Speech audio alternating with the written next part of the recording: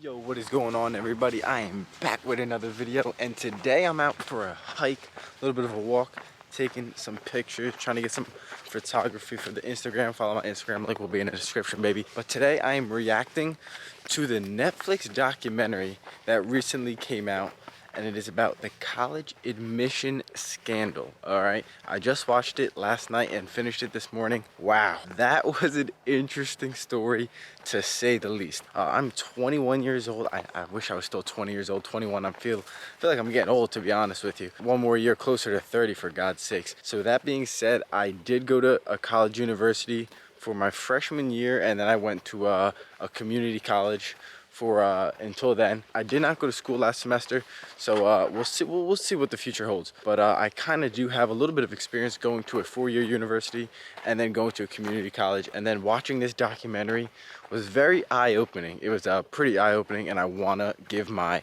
reaction. So let's get right into it.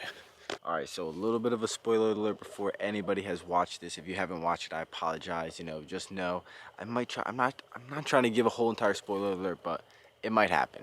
So basically, there was one guy. He owned like this college prep kind of like business type of thing, and essentially he was getting kids into colleges from the jump by basically lying on their applications and saying they were like a sports athlete. They did this, that, and the third in high school when they never did that, and they were applying to these big universities, specifically USC and Stanford, but also like Georgetown, Harvard, Yale, all these freaking high-level universities. Basically, his business was lying in the beginning and just lying on applications and getting kids into colleges and saying that they did things that they didn't really do. And then it kind of turned into like really some fraudulent stuff where he was really like kind of giving bribes to different people, faculty at the universities. And then the kids were getting a much better chance at the admission, and if not, basically just straight getting in. He was basically creating a fake portfolio for these kids, saying that they were athletes and they could do all, and it was weird sports like water polo, rowing, sailing and stuff like that. And he would donate to the programs, he would donate to the schools. And to be honest with you, it's kind of messed up because if you watch the end of the documentary, the schools don't get in trouble. A few people at the school get in trouble, and they basically get all the families in trouble, which is kind of interesting. Like, don't get me wrong, like the families kind of knew they were doing something wrong, but it seemed like they didn't know it was like maybe complete. Some of them definitely knew it was bad, but the guy's business was like a college prep, helping the kids get into college and stuff like that. So his business was formed around getting people into college. So the parents getting in trouble and going to jail and the universities not being held accountable is is honestly disgusting. It's really interesting to me. And that was probably the biggest spoiler alert in the aspect of like, yeah, Lori Loughlin that freaking went to jail for a month. Like, don't get me wrong, she knew her kids didn't belong in USC, and also like what you realize watching this documentary, especially coming from someone like I said, I went to Rowan University, not a big elite college or anything like that. Rutgers is probably the best college in New Jersey, and but Rowan's up there. Rowan has a pretty good engineering program, even though I didn't go for engineering. But that being said, I did go there, and university life is like it's its own life. Like once you're living there, everyone there is eat, sleeping, breathing like college classes, college university life, college afterlife. Even professors are kind of living that college lifestyle, and then academia is a whole world of its own. But that being said, it just kind of seems like, first off, I'm very surprised that like these parents think it's so important for these kids to go to like Stanford and Georgetown, and oh, my son has to go to Cornell University, I'll pay 50 million. Apparently people were paying like $50 million in a donation fee for their kids to get into like, maybe I'm missing something. That's what I was thinking. I was like, maybe I'm missing something, because like maybe Harvard, I'm sure Harvard and Princeton has great college, like I'm sure the professors are really smart and you get a great education, but like, I mean, college is college. Like, don't get me wrong, I definitely understand Ivy League universities are a higher echelon, and it's also the higher echelon people are there, so you kind of have that, like, you just kind of fill yourself with just higher level people, and I definitely understand that. And but still, like, these people are paying millions of dollars. Like, why not just give your kid, like, you're gonna donate $50 million to a college for your kid to go there, and then you're gonna pay all this tuition. why not just give your kid like $50 million? Like, you know what I'm saying? I'll take $50 million, live off that. You don't hear from me ever again. I'll never make a YouTube video. I will never work in my life. Mom, dad, you don't got to hear give me $50 million. Like, what? Like, why are you going to donate all this money when you could like, it's baffling to me. It's baffling to me. Like, I don't know, maybe they want their kids to join the fraternity that they were in, or they want their kids to be like an athlete at the school, even though the kids were lying about athletics. And then they started like then the guy had this one guy who was taking SATs for the kids, so the kids thought they were doing like the SATs. The guy would go like refill the answers like and correct their score so they would do better, and the kids were like, yeah, I got into this school. And then what you really realize is that the parents are really disrespecting the kids, and they have no faith in their children. That's really the saddest part, is they're like, yeah, my kid doesn't deserve to go to this school, so I just gotta pay my way. It's like, yo, that's insane to me.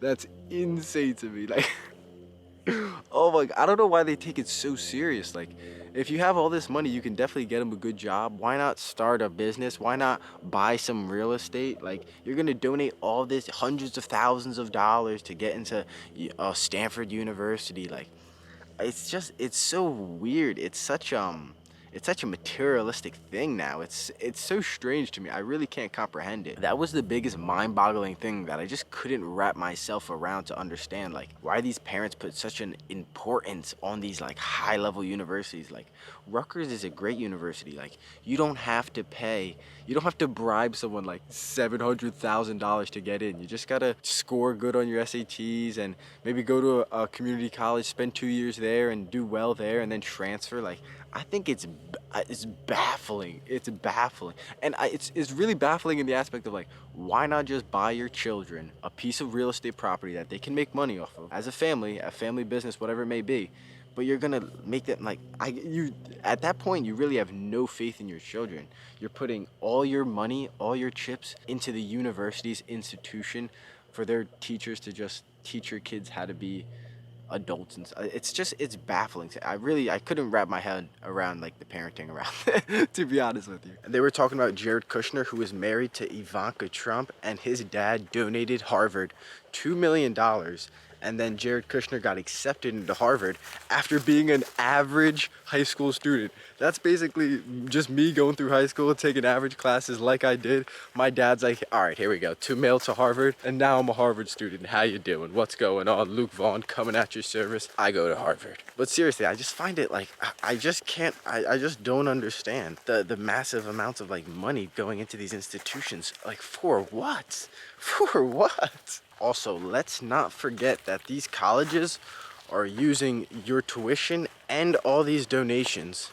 Obviously, they're spreading the money out and paying for, teachers and salaries and stuff like that. But they're also using this tuition money and donation money to pay for lawyer fees when kids get sexual assault charges, so they can protect the name of their own institutions. And I find that disgusting and disturbing. And I find it really baffling that the whole feminist, female empowerment, Me Too movement has not attacked the institutions yet. You know, it's the whole like political wokeness has struck the institutions, but we're not holding them accountable for, you know, hiding and sweeping under the rug, you know, sexual assaults and assailants and stuff like that. You know, it's really disturbing. But I don't know, I've been saying this on my podcast, link in the description. So yeah, basically what I gathered from the whole entire documentary is that rich people don't have faith in their kids the way you might think they do.